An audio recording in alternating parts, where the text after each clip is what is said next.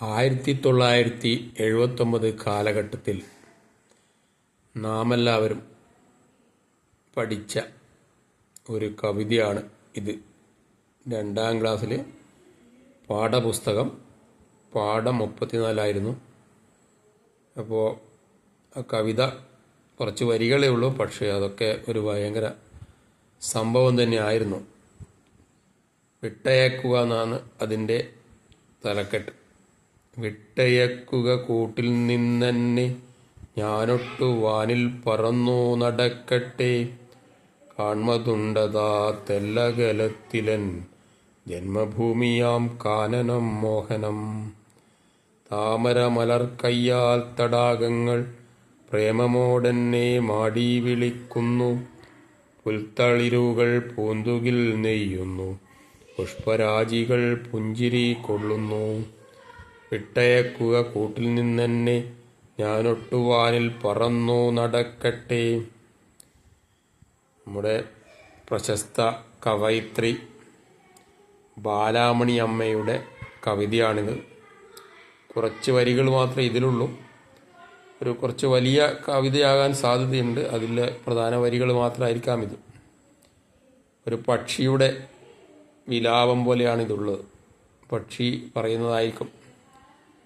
കൂട്ടിലിട്ടടച്ച് എത്രയും സുഖസൗകര്യങ്ങളൊക്കെ ഗൃഹനാഥൻ അല്ലെങ്കിൽ അതിൻ്റെ യജമാനൻ മനുഷ്യനായിരിക്കുമല്ലോ. കൂട്ടിലടക്കുന്നത് മനുഷ്യന് മാത്രമേ അത് പറ്റൂ. അതിൻ്റെ സ്വാതന്ത്ര്യത്തിൻ്റെ മേലുള്ള കൈകടത്തലാണത്. അപ്പോൾ ആ പക്ഷിക്ക് എല്ലാം കിട്ടുന്നുണ്ടാവും, പക്ഷേ സ്വാതന്ത്ര്യം മാത്രമല്ല, മുന്നിൽ നിൽക്കുന്ന വാനവും അകലെ കാണുന്ന വനങ്ങളും ഒക്കെ പക്ഷിക്ക് അന്യമാണ്. ഇതുപോലെ തന്നെ ഒരു കവിതയായിരുന്നു നമ്മളെ ബന്ധുര കാഞ്ചന കൂട്ടിലാണെങ്കിലും ബന്ധനം ബന്ധനം തന്നെ പാരിൽ. അത് 5ാം ക്ലാസ്സിലായിരുന്നു. സീത, നമ്മുടെ രാമായണത്തിലെ സീതയുടെ അടുത്തൊരു കിളി പറഞ്ഞേ തേനും പാഴും എല്ലാം കൊടുക്കും, പക്ഷേ ബന്ധുര കാഞ്ചന കൂട്ടിലാണെങ്കിലും ബന്ധനം ബന്ധനം തന്നെ. വലിയ സ്വർണ്ണക്കൂട്ടിലാണ് പക്ഷീനെ അടച്ചിട്ടുള്ളതെങ്കിലും ബന്ധനം അതൊരു ദുഃഖകരമായ വസ്തുതയാണ്. അതുപോലെ തന്നെയാണ് ഈ കുറഞ്ഞ വരികളിൽ ആ കവയിത്രി ആ ഒരു വികാരം പ്രകടമാക്കിയിരിക്കുന്നത്. പാരതന്ത്ര്യത്തിൻ്റെ ചങ്ങലപ്പൂട്ടുകളിൽ കിടന്ന് പിടയുന്ന ഒരു പക്ഷിയുടെ വിലാപം വല്ലാത്തൊരു വികാരം തന്നെയാണ് ഈ കവിതയിലെ വരികൾ വായിക്കുമ്പോൾ. 2ാം ക്ലാസ്സിൽ പഠിച്ചിരുന്ന നമ്മളെപ്പോലത്തെ അക്കാലത്ത് ചെറിയ കുട്ടികളല്ലേ, കുറച്ചാൾക്കാർക്കും ഇത് ഉൾക്കൊണ്ടിട്ടുണ്ടാവും. എന്നാലും ചിലപ്പോൾ ഇപ്പോൾ ഉള്ളതിലും ചിലപ്പോൾ സങ്കടം അക്കാലത്ത് തോന്നിയിട്ടുണ്ട് ചിലതൊക്കെ. ഇപ്പോൾ ഞങ്ങൾ അത്ഭുതപ്പെടും. ആ സമയത്ത് ഇതൊക്കെ വായിച്ച് മനസ്സിലാക്കാനുള്ള ശേഷി ഉണ്ടായിരുന്നു.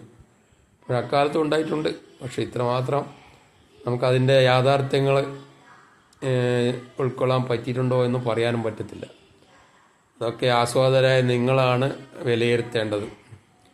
അപ്പോൾ നിങ്ങളിൽ പലരും 1975 മുതൽ 80 കാലഘട്ടത്തിലുള്ള വിദ്യാർത്ഥികളൊക്കെ ഇത് പഠിച്ചിട്ടുണ്ടാവും.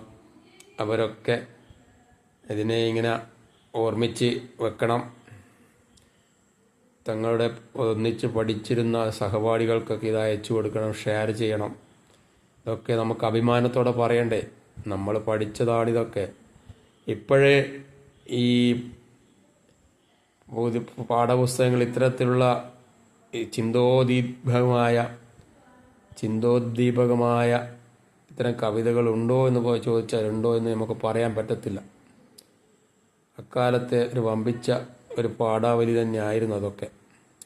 വളരെയേറെ ഗുണപാഠങ്ങളും ജീവിത വീതിയിൽ ഉതകുന്ന തരത്തിലുള്ള നല്ല നല്ല പാഠങ്ങളൊക്കെയായിരുന്നു അന്ന് പഠിച്ചിരുന്നത്.